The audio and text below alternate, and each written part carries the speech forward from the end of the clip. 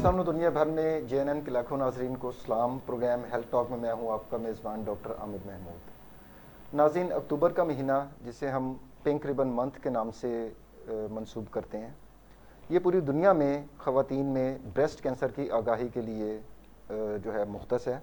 और इस पूरे महीने में पूरी दुनिया में, ना सिर्फ पाकिस्तान बल्कि पूरी दुनिया में ब्रेस्ट कैंसर, जो कि ख़वातीन का लीडिंग किलर भी कहा जाता है, इस मौज़ूई कैंसर के मुतालिक जो आगाही है वो पूरी दुनिया में दी जाती है।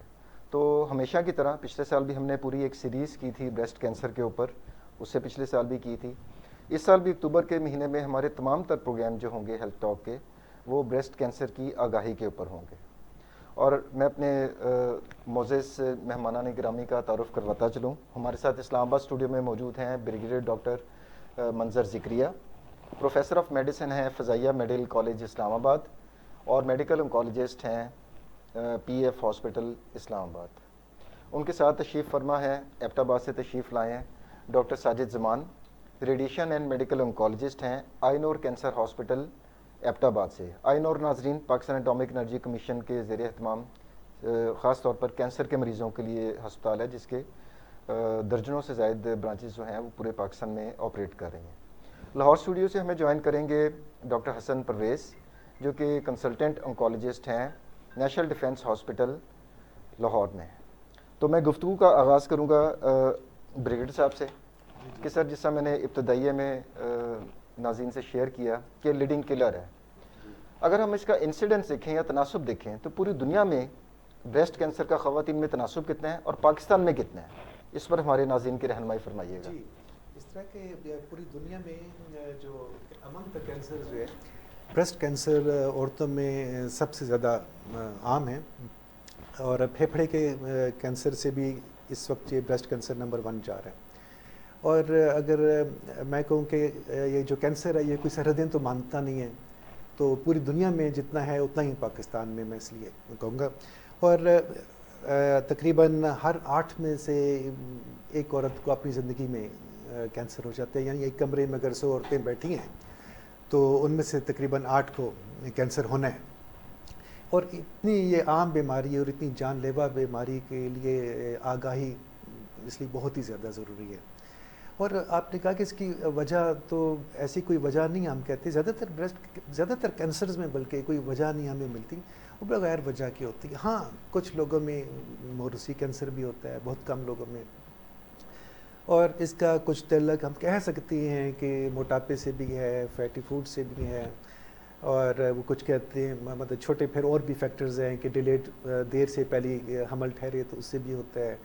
जो माएँ बच्चों को दूध ज़्यादा नहीं पिलाती हैं उनमें थोड़ा सा ज़्यादा होता है। तो इंसिडेंस की अगर मैं तनासब की बात करूं तो आवाम के लिए इतना जानना ज़रूरी है कि हर 8 में से एक खातून को ज़िंदगी के किसी ना किसी हिस्से में कैंसर का सामना, ब्रेस्ट कैंसर का सामना हो सकता है। जी। तो नाज़रीन, ये काफ़ी ज़्यादा अलार्मिंग सिचुएशन है। 8 में से एक जो है काफ़ी हाई जो है वो इंसिडेंस रेट है।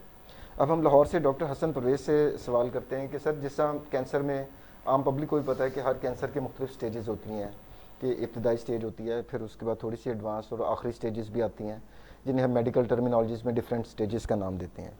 तो आप हमारे व्यूअर्स को बताइएगा कि ब्रेस्ट कैंसर, क्योंकि आज हमारे प्रोग्राम का टॉपिक यही है, ब्रेस्ट कैंसर की स्टेजेस के बारे में आप आवाम को बताइएगा कि इसमें क्या क्या स्टेजेस हैं जिससे पेशेंट गुजरता है।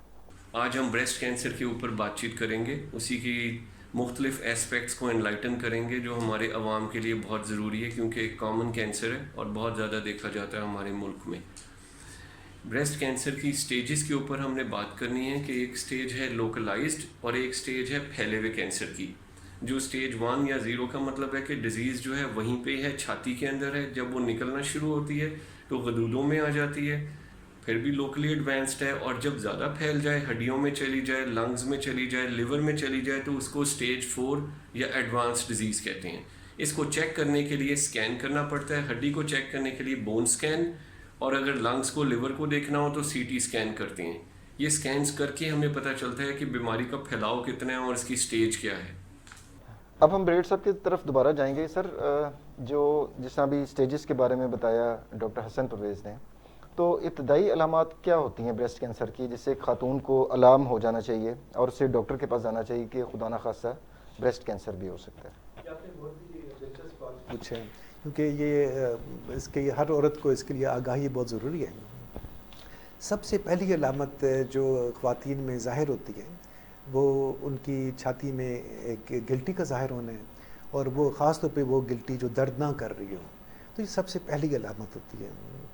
اور اس لیے ہم کہتے ہیں کہ سب خواتین کو کہ ٹھیک ہے ہمارے معاشرے میں بہت ہم چھاتی کی باتیں کرنا پسند نہیں کرتے، مگر کم از کم مہینے میں ایک دفعہ تو خود معائنہ کریں، اپنے شیشے میں دیکھیں، اپنے ہاتھوں سے دیکھیں کہ آپ کو گلٹی محسوس ہو رہی ہے کہ نہیں.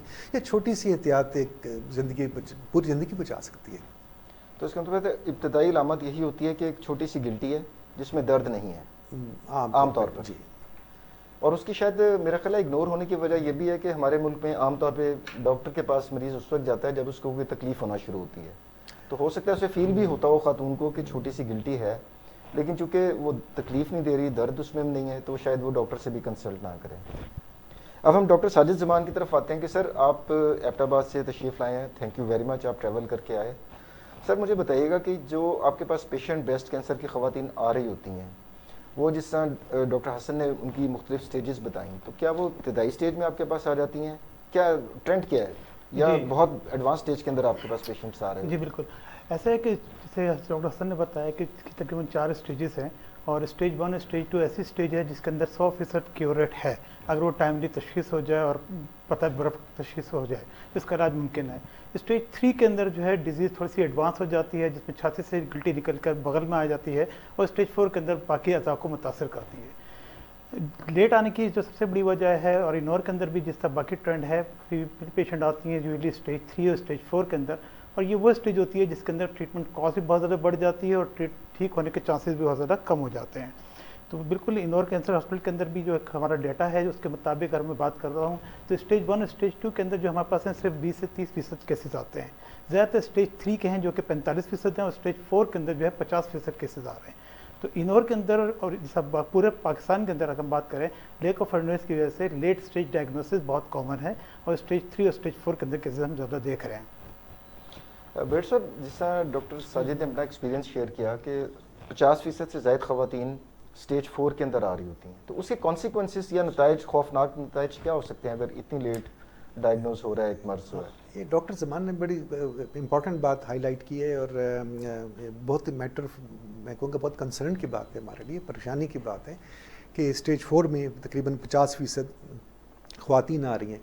اور پہلے ہم نے کہا جس وہ بیماری جو ہر ایک میں سے ایک خاتون کو ہو رہی ہے، اور ان میں سے 4 آپ کے پاس آ ہی تب رہی ہیں جب وہ بیماری اسٹیج 4 میں ہے، جس کا مطلب ہے کہ تقریباً وہ ہاتھ سے نکل رہی ہے، کا مکمل علاج اس اسٹیج پہ پھر ممکن نہیں رہتا.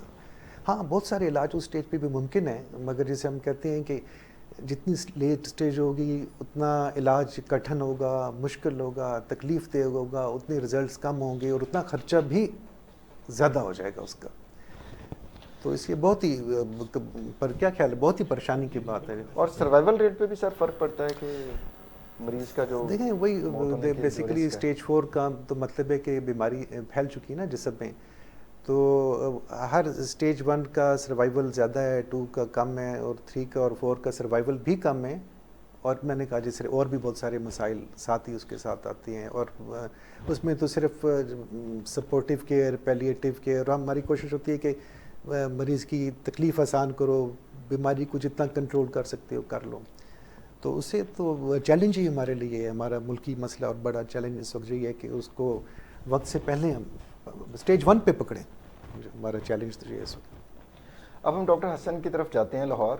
ڈاکٹر صاحب، جیسے آپ نے بریگیڈیئر منظر صاحب کی اور ڈاکٹر ساجد زمان صاحب کی گفتگو سنی کہ 50% سے زائد خواتین اسٹیج 4 کے اندر رپورٹ ہو رہی ہوتی ہیں، تو آپ ان عوامل کی طرف، ان فیکٹرز کی طرف ذرا اشارہ کیجیے گا کہ کیا وجہ ہے کہ خواتین جلدی کیوں نہیں ڈاکٹر کے پاس جاتی ہیں؟ اگر انہیں انیشیل اسٹیج 1 یا اسٹیج 2 کے اوپر بریسٹ کینسر ہے تو وہ اگر جلدی چلی جائیں گی ڈاکٹر کے پاس تو شاید جلدی ڈائگنوز ہو جائیں اور علاج کی بھی کامیابی کا چانسز بڑھ جائیں. تو وہ فیکٹرز کیا ہیں جس کی وجہ سے خواتین لیٹ کرتی ہیں؟ ہمارے معاشرے میں کینسر کو اچھا نہیں سمجھا جاتا، لیکن کینسر کے بارے میں ڈسکشن کو بھی اچھا نہیں سمجھا جاتا. اگر کوئی خاتون اپنی چھاتی میں کوئی گلٹی محسوس کرتی ہے تو اس کے اندر ایک شائنس ہے، ایک اس کو ٹائم لگتا ہے اس چیز کو ڈسکس کرنے سے اپنی لیڈی ڈاکٹر سے, اپنی ہسبینڈ سے یا اپنی امی ابو کسی بھی رشتہ دار سے بات کرنے کا اس کو سوشلی ہچکچاہٹ ہوتی ہے. ہمیں اپنی خواتین کو کالجز میں, اسکولوں میں اس چیز کی ایجوکیشن دینی ہے کہ یہ ایک میڈیکل ایشو ہے, ایک ڈیزیز ہے جس کا ایک اچھا علاج موجود ہے. ہمیں اس کو اپنی لیڈی ڈاکٹر یا جس سے بھی وہ کمفرٹیبل ہے ہمیں اس کو ڈسکس کرنا ہے تاکہ اس مسئلے کا حل کیا جا سکے.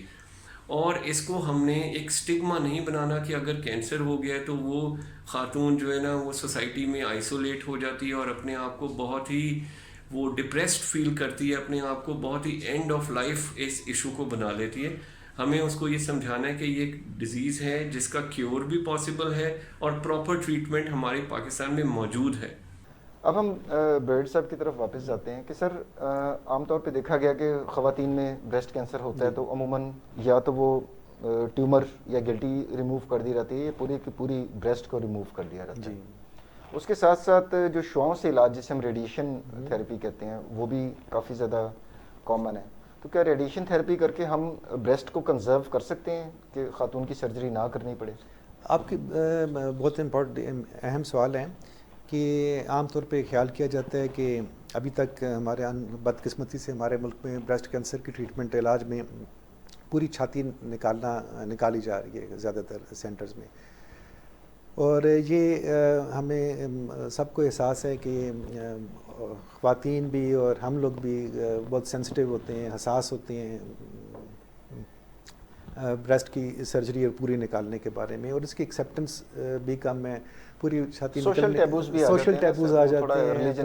خواتین کی جن کی پوری چھاتی نکالی جاتی ہے ان کے ڈپریشن کے مسائل اور ریلیشن شپس کے تعلقات کے بھی مسائل پیدا ہوتے ہیں. تو ہاں یہ بالکل ممکن ہے اور کہ چھاتی کا کچھ حصہ نکالا جائے, اور جو نکالا بھی جائے اس کی ریپیئر بھی ممکن ہے. بعد میں امپلانٹس ہیں, ریکنسٹرکشنز ہیں, اس کے بعد پلاسٹک سرجری سے وہ ٹھیک بھی ہو جاتی ہے, اور اس کے بعد شعائیں لگائی جائیں. تو ہاں یہ بات ٹھیک ہے کہ جب ہم نے چھاتی بچانے والی سرجری کرنی ہے تو وہ کافی اس میں ایک ٹیم ورک آ جاتا ہے, مل جل کے فیصلے آ جاتے ہیں. سب 3-4 قسم کے اسپیشلسٹ مل کے اس میں حصہ لیتے ہیں. اور اس ٹیم میں سر ایک سرجن ہوں گے, ایک ریڈیشن انکولوجسٹ ہوں گے, میڈیکل انکولوجسٹ, مل کر ایک ایز اے ٹیم صرف سرجن بھی ہوگا, میڈیکل انکولوجسٹ, سرجن, پیتھولوجسٹ, ریڈیولوجسٹ, یہ کافی پیچیدگی اس میں پیدا ہوتی ہے. اور کونسلر بھی ہوگا اس میں ساتھ جو اس خاتون کو کونسل بھی کرے گا. تو آج کل ویسے ہم لوگ بھی جو ہمارے جو سینٹرز ہیں ان میں یہی کام ہو رہا ہے, زیادہ تر بریسٹ کنزرونگ سرجریز ہوتی ہیں. مگر ڈاکٹر زمان نے جس سے پہلے بات کی, انفارچونیٹلی ہمارے پاس مریض زیادہ تر آتے ہیں وہ بریسٹ کنزرونگ سرجری والی جو آپ کہہ رہے ہیں چھاتی بچانے والی سرجری سے بھی اگلی سٹیج پہ گئے ہوتے ہیں. تو اسٹیج 4 کی بچانا زیادہ امپورٹنٹ ہو جاتا ہے, زندگی کو کی جو عمر ہے اس کو بڑھانا زیادہ ضروری ہو جاتا ہے. اب چونکہ بات شعاؤں سے علاج کی یا ریڈیشن تھیراپی کی ہو رہی ہے تو ڈاکٹر ساجد زمان چونکہ اس میں ایکسپرٹ ہیں, تو ڈاکٹر ساجد سے ہم پوچھتے ہیں کہ سر یہ اس میں کس قسم کی شعائیں استعمال ہوتی ہیں ریڈیشن تھیراپی میں؟ یہ تو سوال کا پہلا حصہ ہو گیا. اور دوسرا یہ کہ کیا جو شعائیں ہیں وہ اتنی ٹارگٹ کر سکتی ہیں کہ صرف ٹیومر کو ہی ڈسٹرائے کریں اور ارد گرد جو ہمارا ہیلدی ٹیشوز ہیں اس کے اوپر ان کا کوئی نیگیٹو یا منفی اثرات نہ ہو؟ جی بالکل, بہت اچھا سوال آپ نے کیا, کیونکہ ریڈیشن کے بارے میں بڑی زیادہ مسکنسیپشن ہے کہ بہت خطرناک چیز کوئی ایسی ہے شاید جس سے کوئی جان کو خطرہ ہو سکتا ہے. حالانکہ یہ ریڈیشن بالکل لائف سیونگ سمجھ لیں آپ اس طرح کی ہے, کیونکہ اس میں ہم ان چیزوں کو ٹارگٹ کر رہے ہوتے ہیں جو کہ مائکروسکوپک لیول پہ ڈیزیز ہوتی ہے جو کہ بڑی آنکھ سے نظر نہیں آتی. سرجری کرنے سے تو یہ ہے کہ بڑی بڑی بیماری جو ہے وہ نکل جاتی ہے کلیئر مارجن کے ساتھ, لیکن کبھی کبھی مائکروسکوپک ڈیزیز جو کہ بغل کے اندر رہ جاتی ہے, گلٹیاں جو کہ نظر نہیں آتی, ان کو ہم ٹارگٹ کر رہے ہوتے ہیں. تو ریڈیشن بیسکلی ایک الیکٹرو میگنیٹک ریز ہوتی ہیں جو کہ ہم یوز کرتے ہیں اور بڑے کنٹرول طریقے سے یوز ہوتی ہیں. اس کے اندر آپ بہت سی ایسی ٹیکنیکس, کیونکہ ریسرچ بہت زیادہ ایڈوانس ہو چکی ہے اور بہت سی کنفارمل قسم کی ریڈیشن ہوتی ہے جو صرف ٹیومر کو ٹارگٹ کرتی ہے, جو ارد گرد جو سراؤنڈنگ اسٹرکچر ہوتے ہیں ان کو جو ہے وہ سیو کیا جا سکتا ہے. اس میں جو امپورٹنٹ بات یہ ہے ریڈیشن کی کہ ریڈیشن زیادہ تر افیکٹو اس آرگن پہ کرتی ہے جو ریپڈلی ڈیوائڈ ہو رہا ہو. ٹیومر چیک کو ریپڈلی ڈیوائڈ ہو رہا ہوتا ہے, اس لیے اس پہ ہی زیادہ اس کا افیکٹ ہوتا ہے. ہیلدی باڈی چونکہ وہ زیادہ ڈیوائڈ نہیں ہو رہی تھی, ایک سلو پیس میں ہو رہی تھی, وہاں پہ ریڈیشن کا اتنا زیادہ افیکٹ نہیں ہوتا اور اس لیے سائڈ افیکٹس کے اتنے زیادہ ایویڈنٹ نہیں ہوتے. तो रेडिएशन एक बहुत अच्छा टूल है, स्पेशली ब्रेस्ट कंजर्वेशन के हिसाब से अगर हम बात करते हैं तो ये एक standard practice all over the world कि लंपेक्टमी यानी कि इससे वो गिल्टी निकाल दी जाए, उसके बाद छाती को रेडिएट कर दिया जाए, तो ये इक्वल टू मेस्टेक्टमी आता है कि बिल्कुल वैसी है जैसे आपने पूरी छाती निकाल दी। तो इन दोनों के रिजल्ट बिल्कुल इक्वल हैं और ये लिटरेचर के अंदर जो है इसको इस्टेब्लिश किया जा चुका है। तो अब हर तरफ यही है, यानी कि रेडिएशन सर्जरी हो जाए, उसके बाद रेडिएशन हो जाए तो ब्रेस्ट कंजर्व हो सकता है। हमारे सेटअप के अंदर जैसे आप बात करते हैं स्टेज 1 स्टेज 2 के अंदर तो शायद रेडिएशन की ज़रूरत भी नहीं पड़ती, अब सिर्फ सर्जरी करने काफ़ी होता है, लेकिन स्टेज 3 के अंदर हमें सारी मोडेलिटीज़ को यूज़ करना पड़ता है। जी नाज़रीन, डॉक्टर साजिद ज़ुबान ने बहुत अहम बात की तरफ इशारा किया है। अवाम में आमतौर पर बड़ा खौफ और हरास पाया जाता है जब उन्हें बताया जाता है कि जी शुआएँ लगेंगी। तो डॉक्टर साहब का कहना है कि क्योंकि जो ब्रेस्ट कैंसर या ट्यूमर है वो ज़्यादा तेज़ी से फैल रहा है, उसके सेल ज़्यादा तेज़ी से डिवाइड हो रहे हैं, तो शुआएँ भी उसी के ऊपर ज़्यादा इफेक्ट डालती हैं, जो कि इर्द गिर्द के हेल्दी टिश्यूज़ हैं जो कि इतनी तेज़ी से डिवाइड नहीं कर रहे या जो नॉर्मल हैं, उनके ऊपर शुआओं के कोई ख़ास असरात नहीं होते। तो यहाँ पर वक्त हुआ एक छोटे से ब्रेक का। Let's take a short break.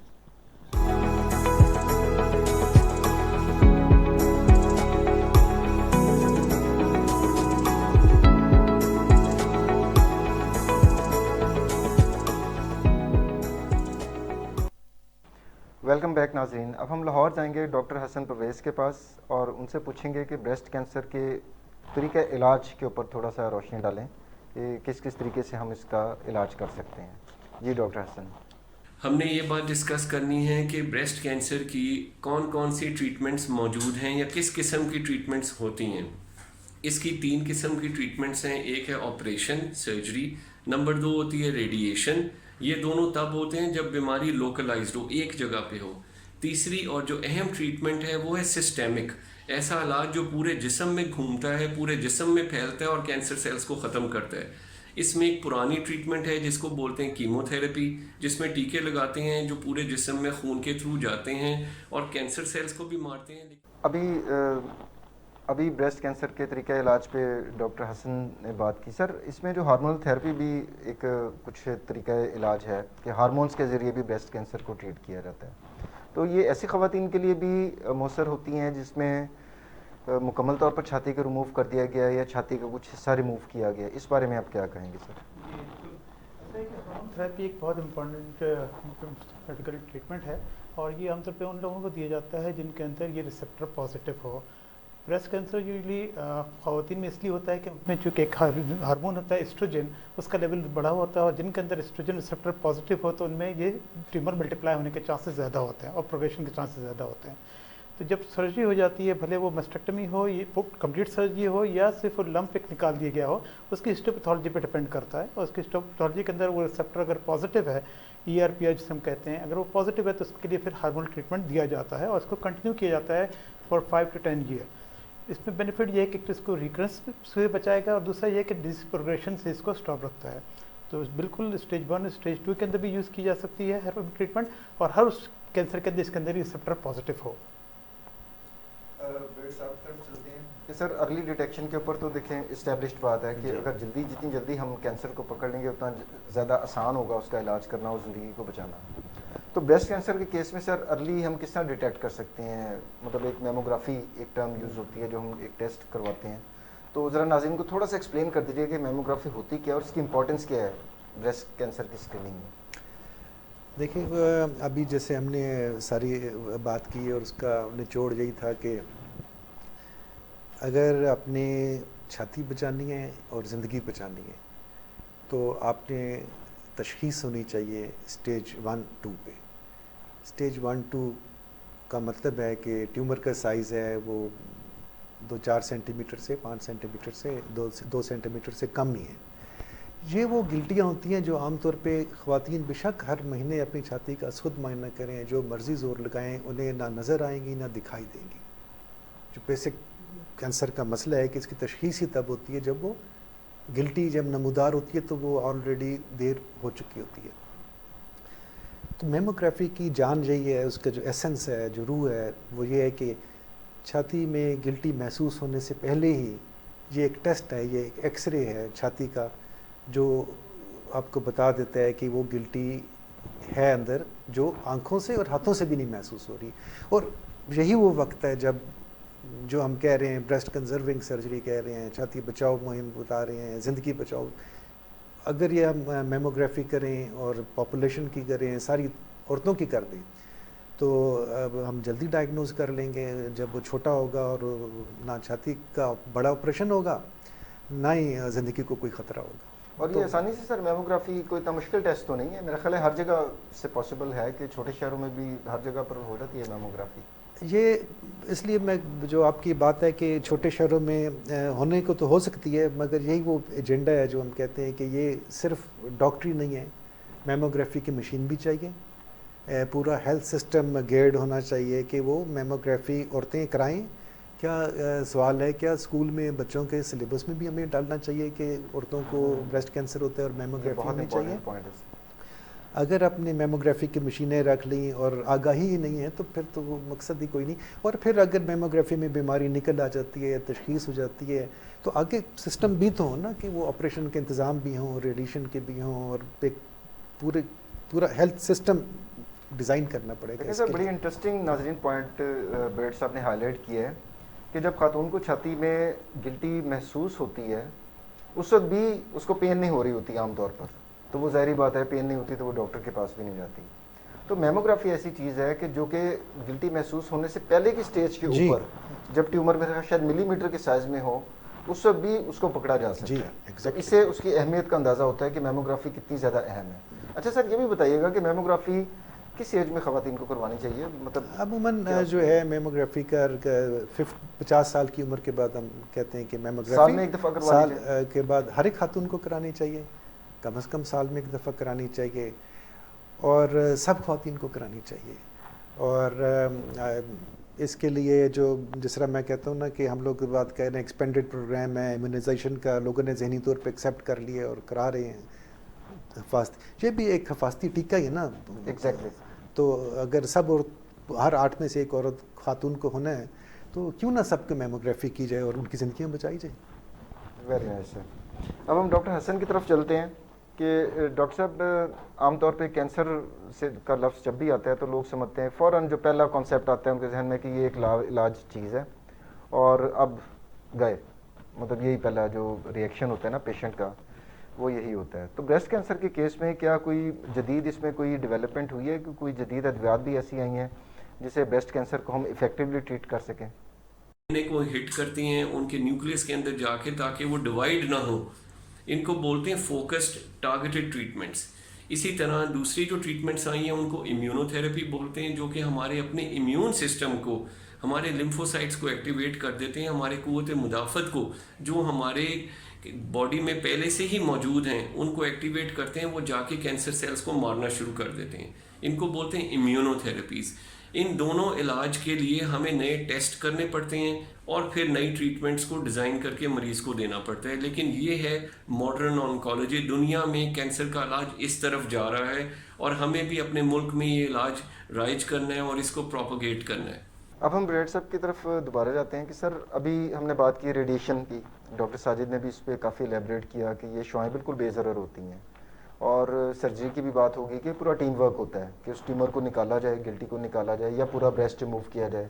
اس کے بعد شعاؤں سے کی مدد سے اگر کوئی اس میں سیلز رہ گئے ہیں تو ان کو بھی ختم کیا جا سکے. تو آپ کے خیال میں صرف یہ 2 طریقے علاج ہیں یا اس کے ساتھ ہمیں پھر مریض کو کوئی دوائیاں بھی دینی ہوتی ہیں کہ فردر اس میں اس کا ٹریٹمنٹ جو ہے اور زیادہ مؤثر ہو سکے؟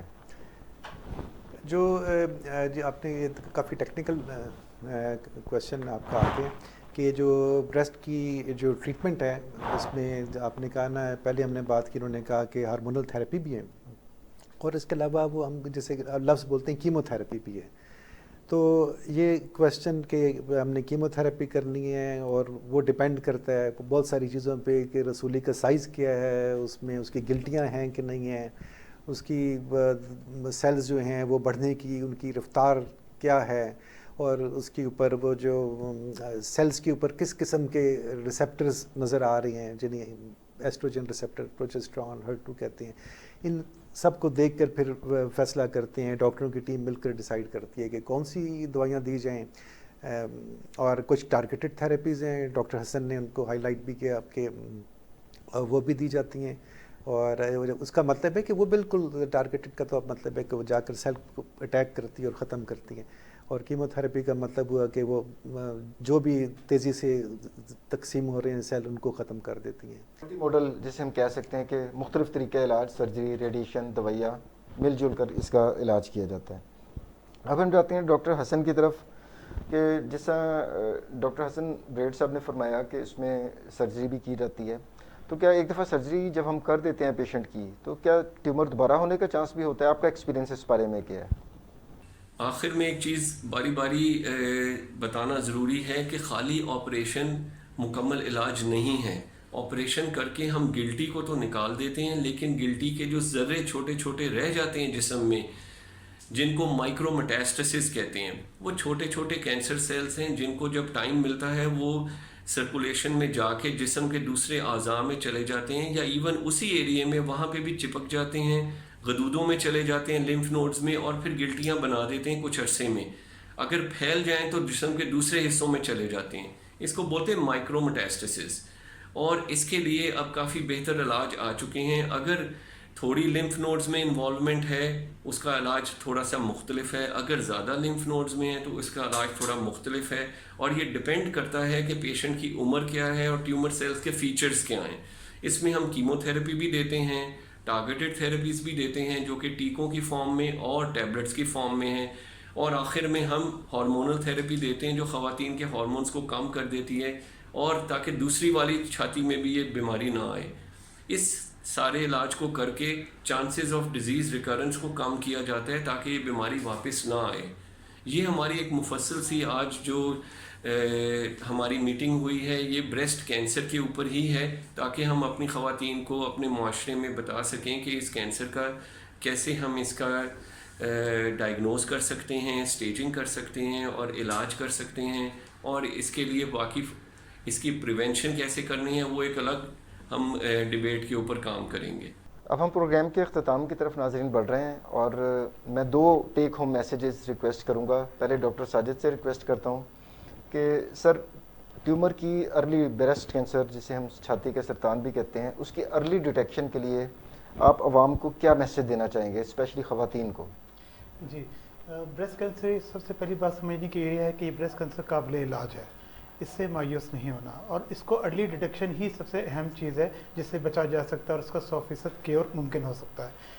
اس پہ جو سب سے امپورٹنٹ چیز یہ ہے کہ سیلف ایگزامینیشن. ہمارے کنٹریز کے اندر سیلف ایگزامینیشن بہت بڑا ٹول ہے جو کہ گھر بیٹھے کوئی خاتون کر سکتی ہے. اس کا طریقہ اگر یہ ہے کہ ہر 20 سال کے بعد کے خاتون جس کو ماہواری ہو چکی ہے اس کے تیسرے دن سے اپنا معائنہ کر لے، شاور لیتے وقت اپنے جسم کو دیکھ لیں، اور اپنے جسم کے اندر کوئی رونما ہونے والی تبدیلی اگر کوئی نظر آ رہی ہے تو اس کا معائنہ کیا جائے. اگر کوئی گلٹی محسوس ہو رہی ہے تو فوراً کسی مستند مالش سے رابطہ کیا جائے. اس کے علاوہ بریسٹ میموگرام جو ڈاکٹر صاحب نے جس سے بتایا کہ بریسٹ میموگرام ایک ایسا ٹول ہے جو کہ گلٹی ظاہر ہونے سے پہلے ہی ڈیٹیکٹ کر لیتا ہے.